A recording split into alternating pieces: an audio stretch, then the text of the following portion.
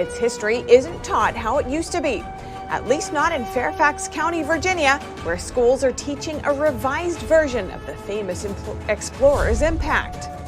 PayPal says it won't fine users for spreading what it defines as misinformation. The fintech giant is reportedly changing course after facing backlash. And a medical center announces a major change to its policy on transgender surgeries for minors. It follows controversy over recently exposed videos.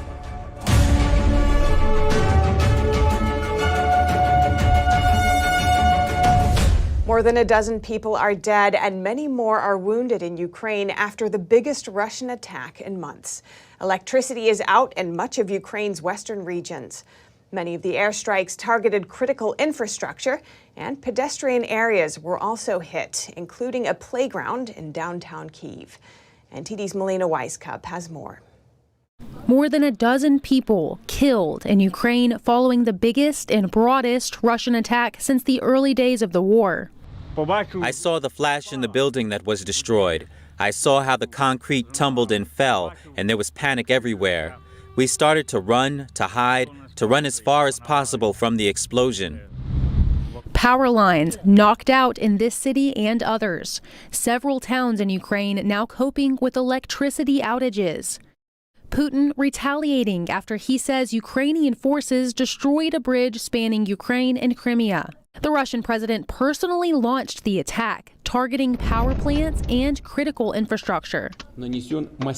A massive strike with air, sea, and land-based high-precision long-range weapons was performed against Ukrainian energy, military command, and communication facilities. In addition, Ukraine's capital, Kiev, was hit by several missiles, one striking a playground and another a popular pedestrian bridge during rush hour. Residents were seen on the streets with blood on their clothes and hands, several cars damaged and destroyed. The hours-long attack marked a sudden military escalation by Moscow. President Zelensky telling citizens to stay in bomb shelters. They want to annihilate our energy supplies. They're hopeless. That second target is our people.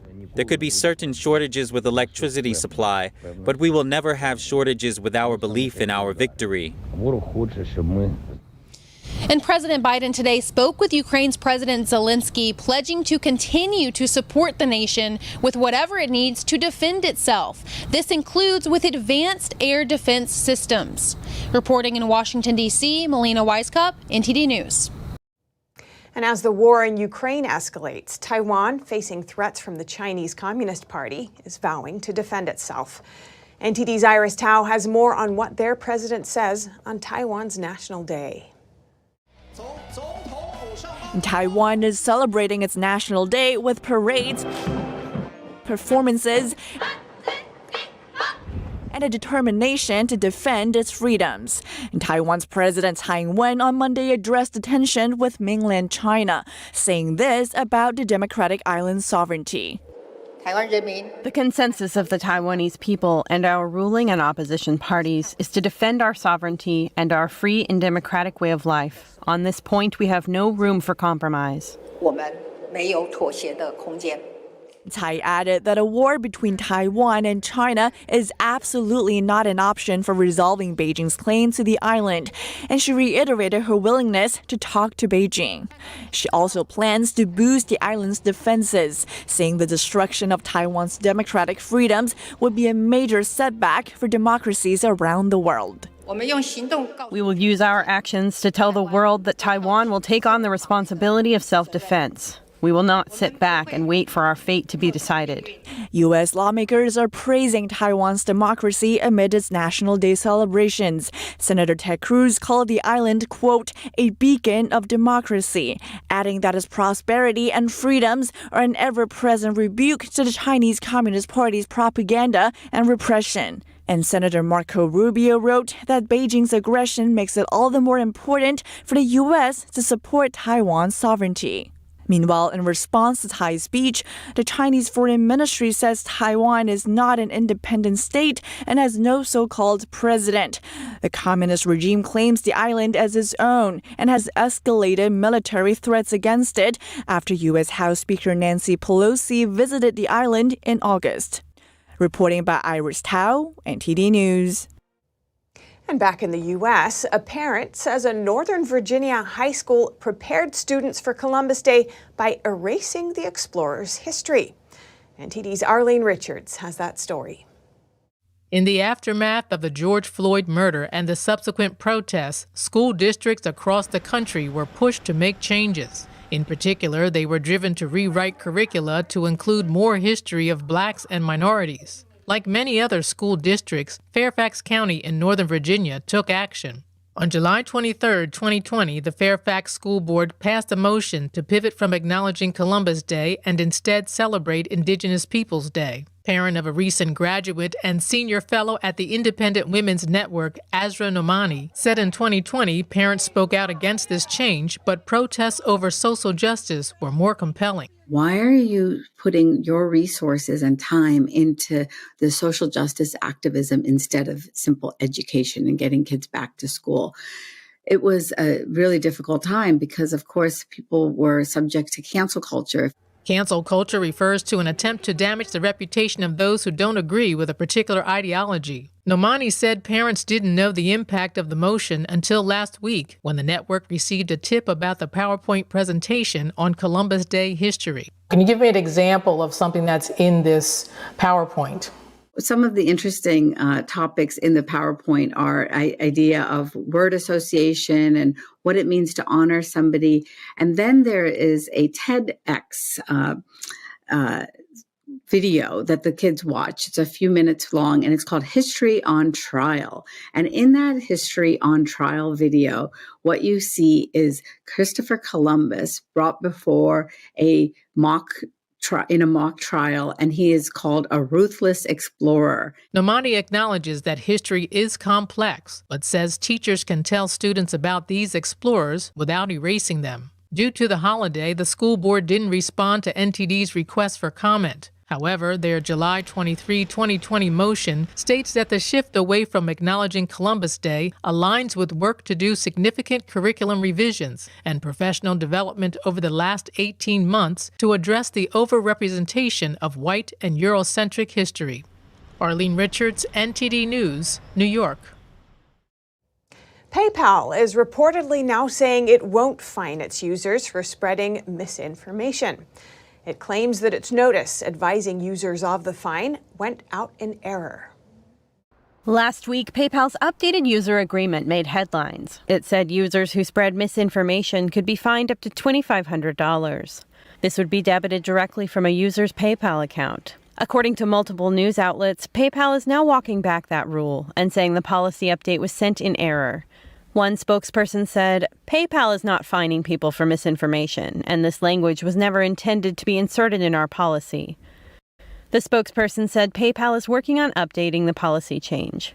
The part in question has since been removed from the notice. Before it stated, you may not use the PayPal service for activities that involve the sending, posting, or publication of any messages, content, or materials that, in PayPal's sole discretion, promote misinformation. Some people said they felt this was wrong, including PayPal's former president, David Marcus. It's hard for me to openly criticize a company I used to love and gave so much to. But PayPal's new AUP goes against everything I believe in. A private company now gets to decide to take your money if you say something they disagree with. Insanity. Elon Musk also chimed in saying he agrees with Marcus. NTD spoke with Matthew Peterson, the co-founder of New Founding. He said PayPal took a big hit because of this. We just can't trust these corporations. And what you see with PayPal is we were all ready to leave. And whatever they say, it doesn't matter at this point. We know that we don't trust that company's leadership. He says other companies like PayPal have done similar things recently. Well, it's become all the rage among large financial structures to punish based on the basis of a social credit system. And, it might sound dystopian or, extreme to say, but there's a lot of smart people and a lot of NGOs and a lot of large corporations and consulting firms who think this is the way of the future. He added that something like this could even be implemented in the near future by the government by using a social credit system. And in Tennessee, Vanderbilt University Medical Center has suspended all gender transition surgeries for minors. This comes after Tennessee lawmakers asked them to stop performing the irreversible surgeries on children. NTD's Jason Perry has that story.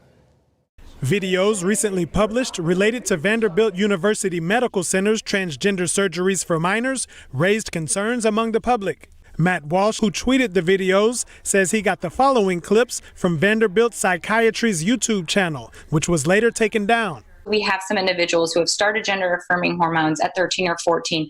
If they are 16, 17, here at Vanderbilt, if they have been on testosterone, have a parental consent, we're able to do a lot of the top surgeries for those patients. Members of the Tennessee legislature soon stepped in and sent Vanderbilt University Medical Center, or VUMC, a letter signed by 62 Tennessee lawmakers. The lawmakers also said they were appalled to learn of the statements reportedly made by Vanderbilt personnel, threatening action against employees who object to transgender surgeries because of their religious beliefs. This was an apparent response to pediatrics professor Dr. Ellen Clayton of Vanderbilt saying this. Saying that you're not going to do something because of your conscientious, because of your religious beliefs, is not without consequences.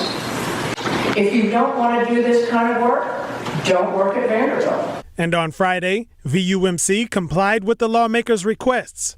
In a letter, VUMC agreed to pause gender transitioning surgeries on minors while they review new guidance on this type of surgery from the World Professional Association for Transgender Health. They said the review may take several months. The letter went on to clarify that VUMC's policies allow employees to request an accommodation to be excused from participating in surgeries they find morally objectionable. After VUMC's announcement, Matt Walsh tweeted, "The fight is far from over, but this will save children from mutilation and abuse." Tennessee lawmakers are expected to take up this issue during their next legislative session, which begins on January 10th, 2023. Jason Perry, NTD News.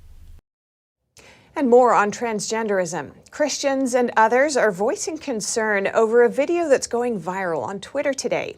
It shows part of a church service at Allendale United Methodist Church in St. Petersburg, Florida, earlier this month. Let's see some of that clip now.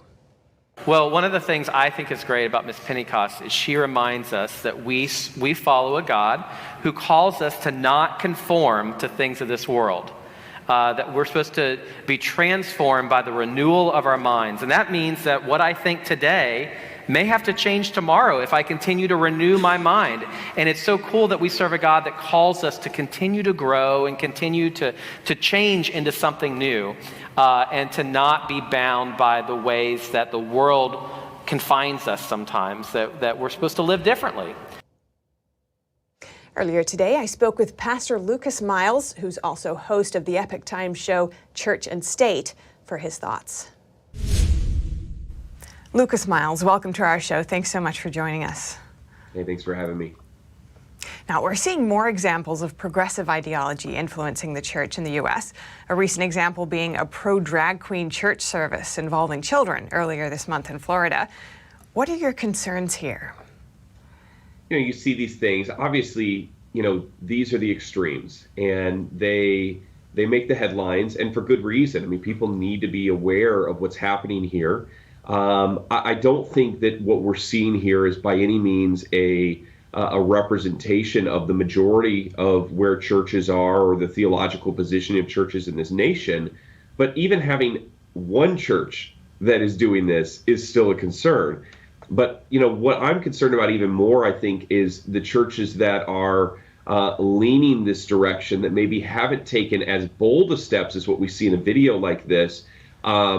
But they're starting to slowly drift in that direction, and that's something I very much have my eyes on.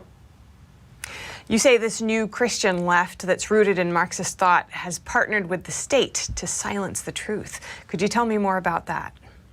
You know, it's interesting. We hear this term Christian nationalism talked about a lot in the media right now, and by a lot of the ideologues and talking heads out there. This term is oftentimes directed towards conservative Christians that hold a biblical worldview that most likely voted for Donald Trump in the last election. They're pro-America, etc. The interesting thing, when you look at Christian nationalism in, say, a place like Nazi Germany, the Christian nationalists in Nazi Germany were the Christians who abandoned biblical views in order to align their ideology with the state. And I think actually that's what's happening among the left right now. When you look at a church like this one that you just mentioned in St. Petersburg, Florida, there is virtually no doctrine that they hold that is not held also by the Biden administration or by any other left, wing operative. And so what we're seeing among the Christian left is that the doctrine that they hold about gender, about family, about sexuality, about marriage, etc., aligns identical to a leftist Marxist state, and that's reason for concern. Supporters of this progressive trend in Christian institutions say that Christ taught compassion and acceptance of all. What's your response to that?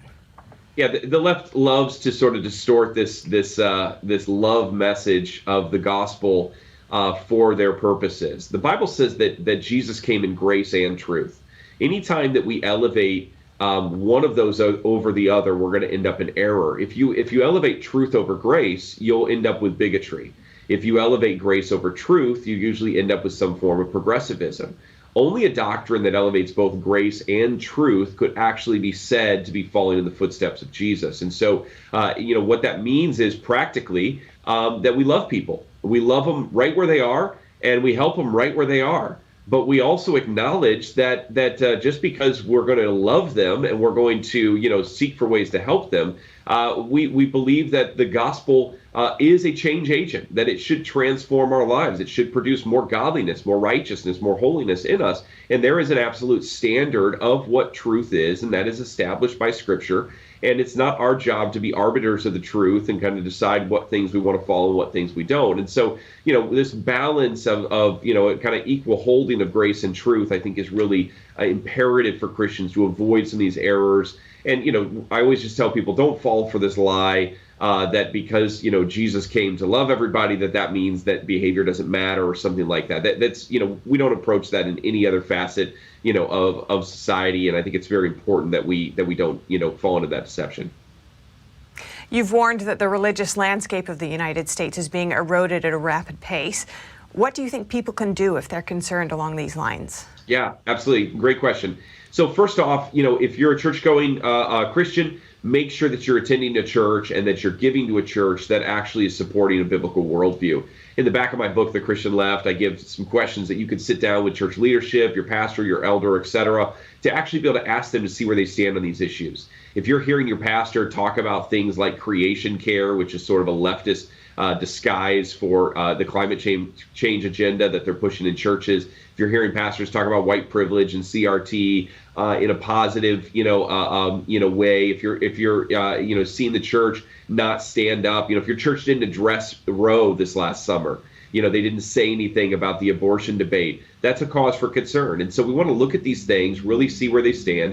And if your church doesn't line up with this, you need to go find a place that does. And I think also, of course, this goes into politics as well. I believe that Christians should be good citizens within a society. We may need to make sure and use our vote for conservative candidates that are really going to continue to see a conservative agenda move forward.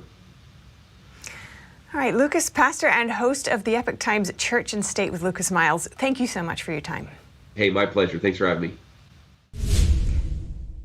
Coming up, some Californians are tired of the widespread crime throughout the state. Grassroots groups say they hope to restore law and order this November. And in the NFL, we're 5 games into the season, and already one team is making a change at coach. NTD's Dave Martin has the details. That and more coming up.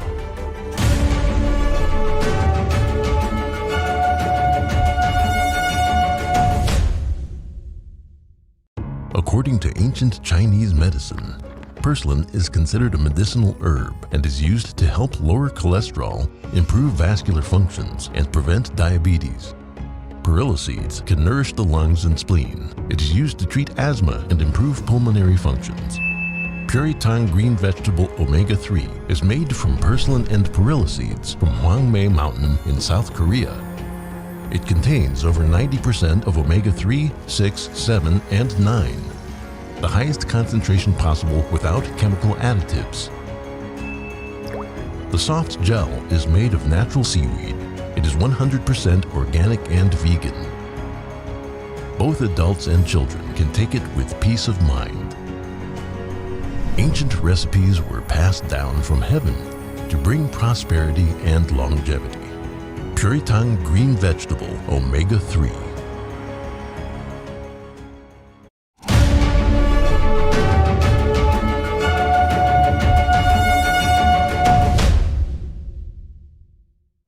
The midterm elections are just weeks away, and Californians are fed up with crime plaguing their state. A coalition of groups say they hope to bring back law and order. A number of community leaders are speaking against what they call California's soft on crime policies. During a press conference, Carl Chen, president of Oakland Chamber of Chinese Commerce, recalled an incident when someone attacked him in public. But when we went through the whole process, believe it or not, at the sentencing, there were about 30, 40 people. They came to the courthouse, and guess what? They are supporting my attacker. Chen said he later got a call from a New York Times reporter.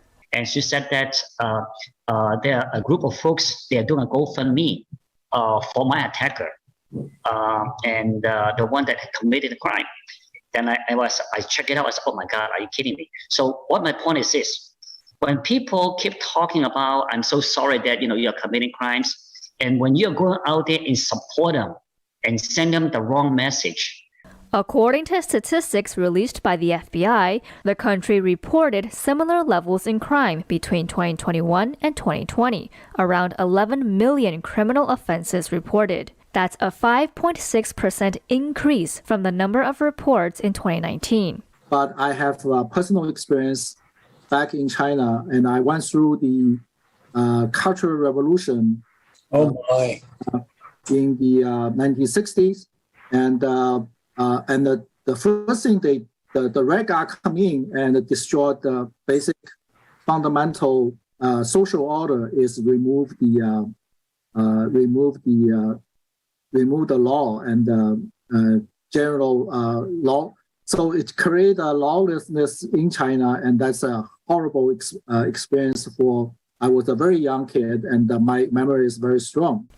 Earlier this year, 2 district attorneys who faced grassroots-led recalls were criticized for their leniency on crime. Public safety is a very top priority in any society.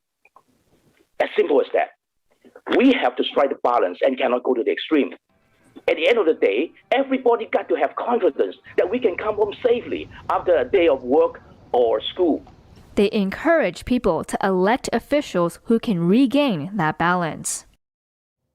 And on the East Coast, 2 people were shot outside the home of New York Congressman Lee Zeldin on Sunday. Zeldin is also New York's Republican gubernatorial candidate. He's made addressing crime and violence a key campaign point. Zeldin said in a statement that his daughters were shaken but are okay. His statement said, quote, like so many New Yorkers, crime has literally made its way to our front door. County police said the 2 people injured in the incident were transported to area hospitals for treatment. The shootings were not in connection with Zeldin or his family. And now over to sports news. Here's NTD's Dave Martin with today's top stories. The Carolina Panthers fired head coach Matt Rhule today following the team's 1-4 start. Rhule went just 11-27 in his 2+ seasons in charge, while the team never quite found the answer at the quarterback position. Rhule was hired in January of 2020, shortly before the team released former MVP Cam Newton, who was no longer in his prime after suffering several injuries. The team tried replacing him with Teddy Bridgewater, Sam Darnold, and finally Baker Mayfield this year, but never found the success they were looking for. Meanwhile, the Panthers have named assistant coach Steve Wilkes as interim head coach for the rest of the season. And in baseball, after a wild opening weekend, the division series are set to begin on Tuesday. The Cleveland Guardians won the longest scoreless game in postseason history Saturday. The scoreless streak abruptly ended when rookie Oscar Gonzalez hit a walk-off home run in the bottom of the 15th to win 1-0. They'll face the Yankees in the ALDS. In the other ALDS matchup, the Seattle Mariners have advanced after coming back from a 7-run deficit on Saturday to beat Toronto. Their reward is the top-seeded Houston Astros in a best-of-5 series. In the National League, Philadelphia swept St. Louis, including using a 6-run ninth to come back and win Game 1 on Friday. They'll take on the defending champion Atlanta Braves.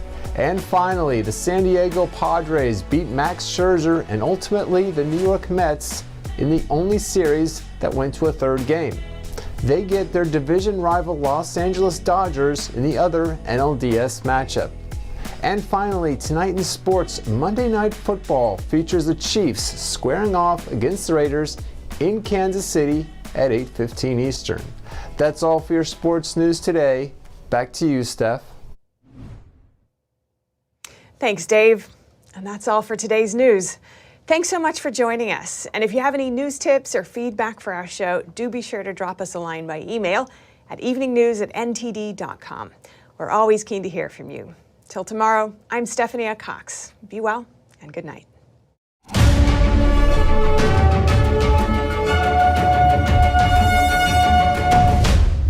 Thanks for watching us on YouTube. Did you know YouTube only keeps selective videos on its platform? So if you want to make sure you get the full picture, just subscribe to our newsletter. Go to newsletter.ntd.com and sign up. It's free.